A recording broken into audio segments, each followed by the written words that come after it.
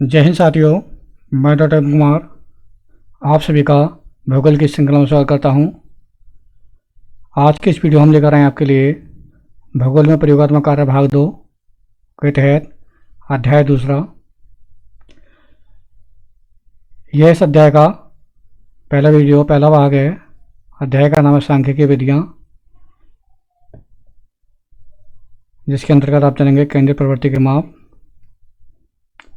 तो आइए शुरुआत करते हैं आज के सेशन की। केंद्रीय प्रवृत्ति के माप के अंतर्गत आपको क्या क्या जानना है। सबसे पहले जानना है आपको माध्य यानी मीन, दूसरा है माध्यिका मीडियन, और तीसरा बहुलक यानी मोड।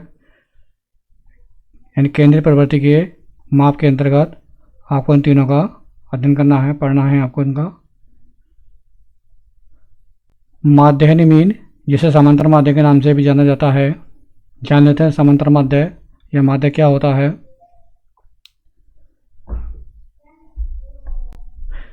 जब किसी चर के विभिन्न मूल्यों का साधारण अंकगणितीय औसत जो होता है वह माध्य कहलाता है।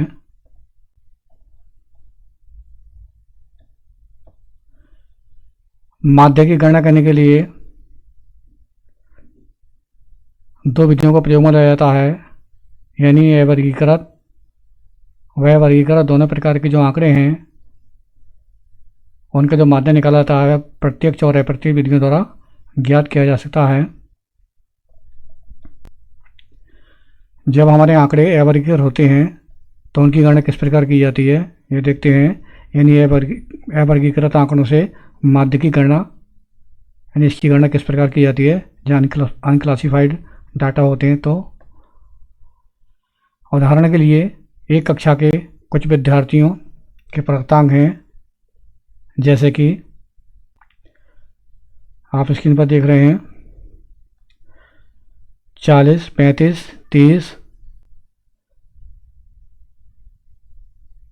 25, 20, 15। यानी ये एक कक्षा के 6 विद्यार्थियों के प्राप्तांक हैं जो दिए गए हैं। इनकी हमें माध्य ज्ञात करना है। इनका हमें क्या करना है, माध्य ज्ञात करना है। परीक्षार्थी कितने हमारे कितने अंकों के हैं, 6 परीक्षार्थी, उनके प्राप्तांक हैं 1, 2, 3, 4, 5, 6। और इनका हमें निकालना है माध्य यानी मीन। किस तरह निकाला जाएगा देख लेते हैं। जैसे कि प्रत्यक्ष विधि द्वारा हमें माध्य की गणना करनी है, यानी प्रत्यक्ष विधि द्वारा किस तरह माध्य की गणना की जाएगी ये देखते हैं। जब प्रत्यक्ष विधि द्वारा माध्य की गणना की जाती है तो उसमें जो फार्मूला है, सूत्र है, वह ये वाला प्रयोग में लाया जाता है। यानी माध्य बराबर सिग्मा एक्स अपॉन एन, जिसमें बाद एक्स बराबर होता है माध्य, सिग्मा बराबर जो आंकड़े हैं उन सभी का योग। जो 6 विद्यार्थी थे उदाहरण के लिए, उनके जो प्राप्तांक है उनका योग आ जाएगा यहाँ पे। और दूसरा है हमारा इसमें एक्स यानी विभिन्न मध्य या विभिन्न आंकड़े, जो आंकड़े दिए गए थे उदाहरण में 6 विद्यार्थियों के प्राप्तांक। और एन होता है पदों की संख्या, यानी पदों की संख्या का मतलब ये है कि कितने पद थे उदाहरण के लिए। उसमें उदाहरण में जो विद्यार्थियों की संख्या थी कितनी थी, 6। तो यहाँ पर जो 6 जो है वह पदों की संख्या मानी जाएगी। इस तरह से प्रत्यक्ष विधि में इस सूत्र के माध्यम से हमें माध्यिका की माध्य की गणना करनी है। और जो अप्रत्यक्ष विधि है, जब हमें अप्रत्यक्ष विधि द्वारा किन्हीं आंकड़ों के माध्य ज्ञात करना है तो उसमें यह सूत्र प्रयोग में लाया जाता है। यानी एक्स बार बराबर A plus sigma D upon N, ये वाला फार्मूला में प्रयोग में लाना है, जिसमें एक्स बराबर होता है माध्य, ए बराबर कल्पित माध्य जिसे अज्यूम्ड मीन के नाम से भी जाना जाता है, और डी होता है कल्पित माध्य से विचलन। सिग्मा डी समस्त विचलनों का योग, और एन बराबर होती है पदों की संख्या। जैसे पीछे बता चुके हैं पदों की संख्या कौन सी होती है। अब उदाहरण वही वाला है। ये कुछ विद्यार्थी एक कक्षा के, इनकी संख्या देख लें कितनी बैठ रही है, यानी 1 2 3 4 5 6, यानी 6 विद्यार्थी कक्षा के, इनके प्राप्तांक हैं और इनकी हमें माध्य ज्ञात करना है। माध्य की गणना जो सबसे पहले हम करेंगे प्रत्यक्ष विधि से। प्रत्यक्ष विधि द्वारा जो सूत्र था हमारा वो यह वाला था, यानी इस सूत्र के माध्यम से हमें माध्य की गणना करनी है।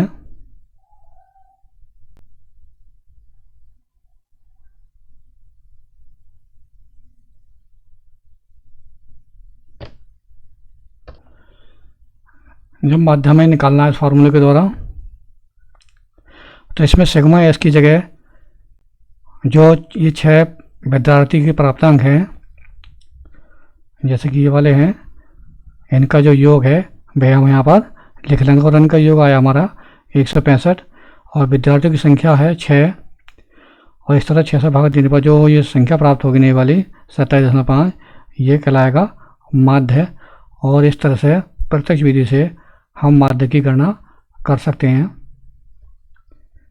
आगे देखते हैं। उदाहरण दिया गया है, एक कक्षा में कुछ विद्यार्थियों के प्राप्तांक हैं 40 35 30 25 20 15, यानी 6 जो विद्यार्थी इनके प्राप्तांक दिए गए हैं और हमें इनकी माध्य की गणना करनी है। यानी उदाहरण पिछला ही वाला है, उसमें प्रत्यक्ष विधि द्वारा माध्य की गणना की गई थी और इसमें हम गणना करेंगे माध्य की जो है अप्रत्यक्ष विधि के द्वारा। अप्रत्यक्ष विधि का फार्मूला दूसरा है, सूत्र दूसरा है। देख लेते क्या फार्मूला है इसमें दे रखा है x बार बराबर a plus sigma D upon n, यानी ये वाला फार्मूला है।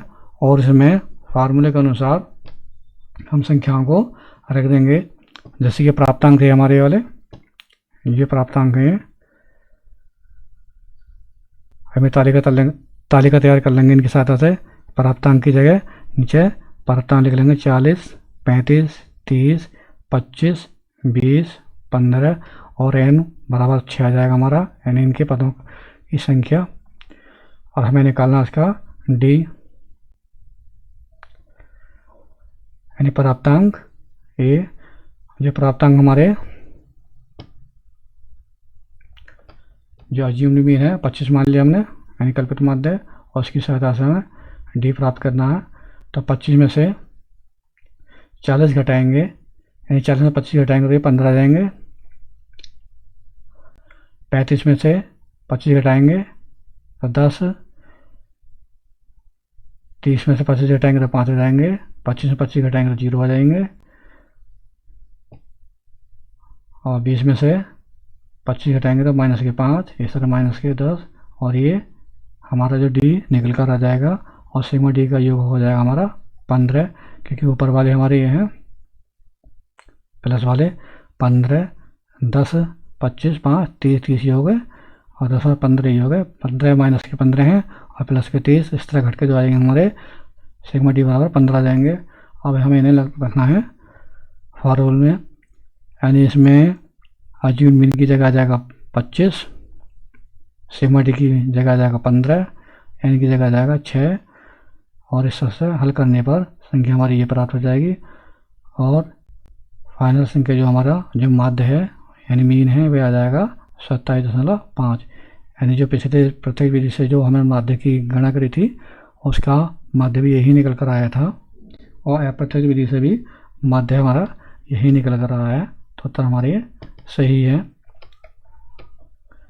आप देखते हैं वर्गीकृत आंकड़ों से माध्य की गणना, यानी पिछले जो 2 उदाहरण थे अप्रत्यक्ष विधि और प्रत्यक्ष विधि द्वारा जो माध्य की गणना की गई थी वो हमारे अवर्गीकृत आंकड़े थे, अनक्लासिफाइड डाटा थे, और ये हमारे वर्गीकृत आंकड़ों से माध्य की गणना किस तरह करते हैं ये अब देखना है।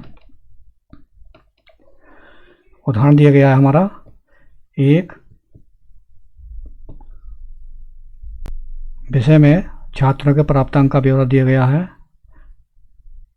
जिसमें समूह अंतराल प्राप्तांकों की संख्या है तथा आवर्ती में छात्रों की संख्या दी गई है।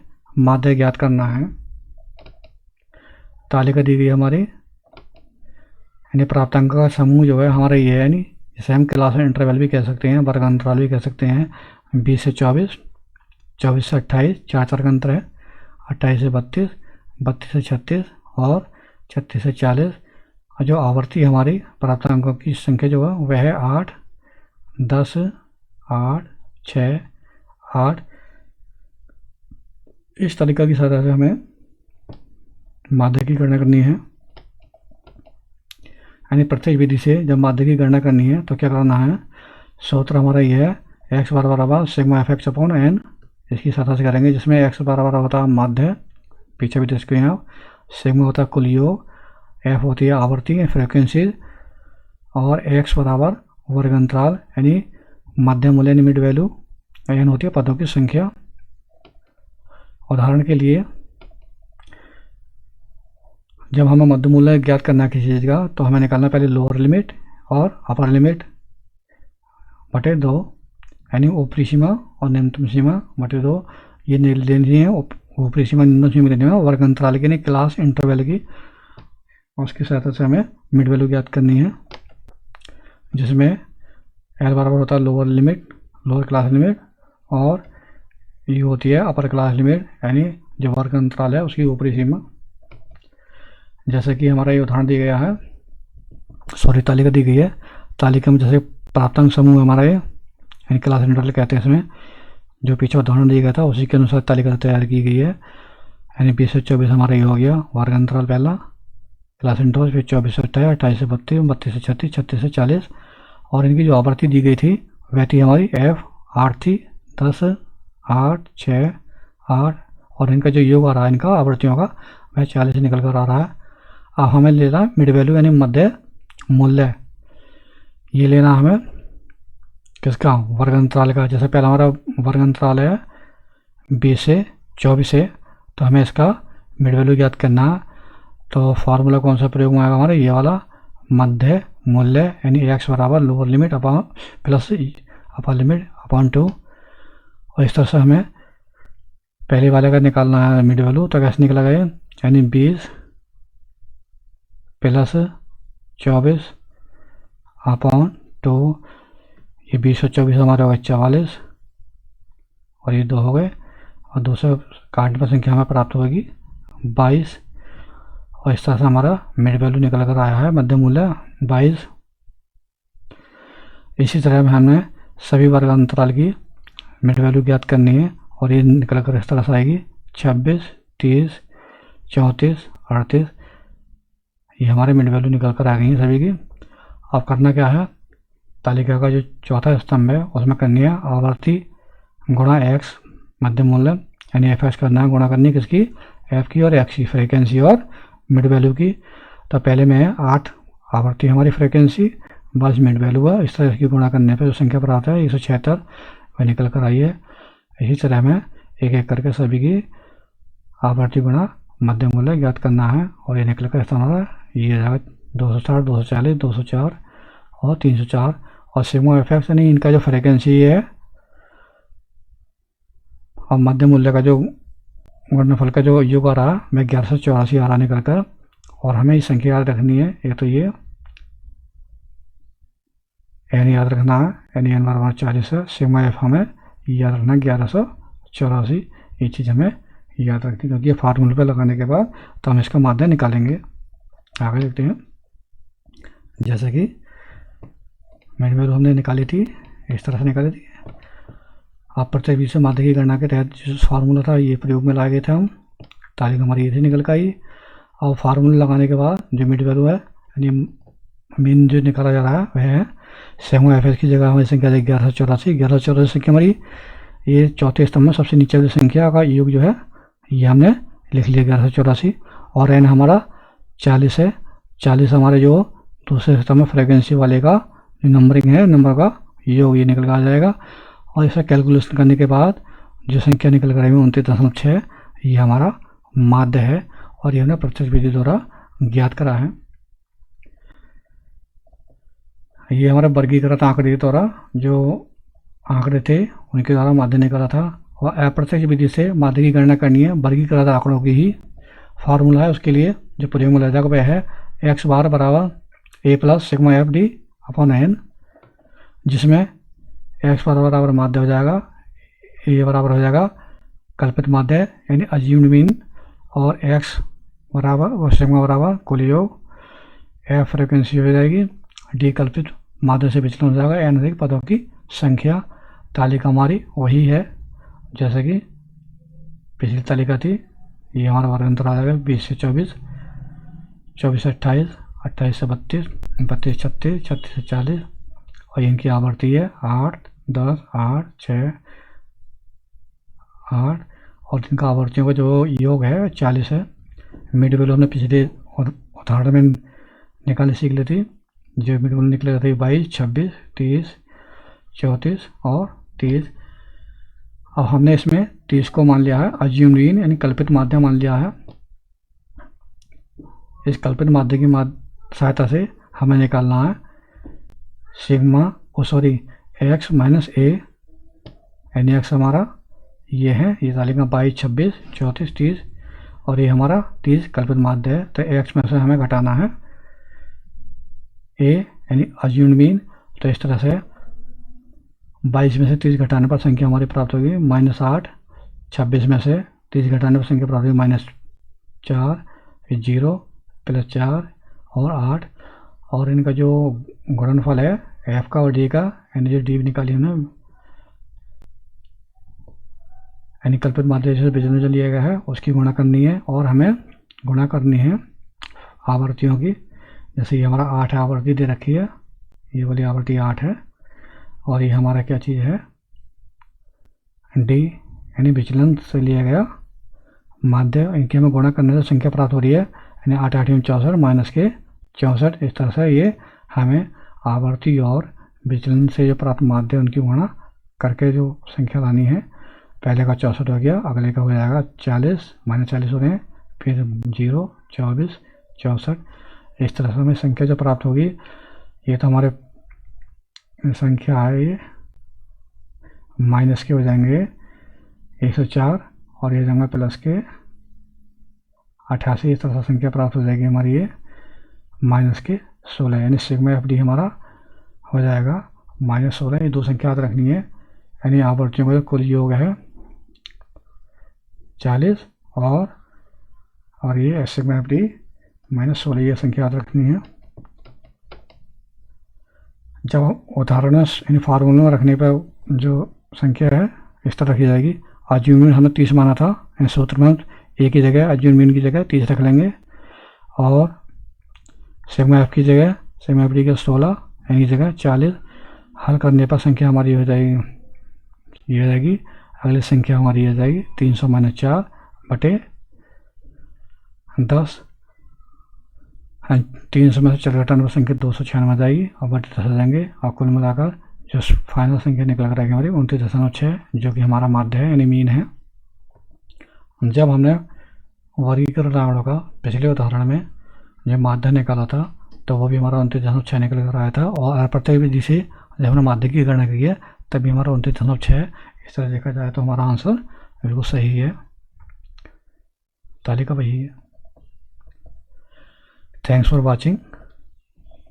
अगर आपको वीडियो अच्छी लगी हो तो वीडियो को लाइक ज़रूर करें। यदि आप चैनल पर नए हैं तो चैनल को सब्सक्राइब करें, और हो सकता है वीडियो को अधिक शेयर करें। इस अध्याय की 2 वीडियो शेष हैं जिन्हें अगले क्रम में आपको सामने प्रस्तुत की जाएंगी। तब तक आप चैनल पर बने रहें। धन्यवाद।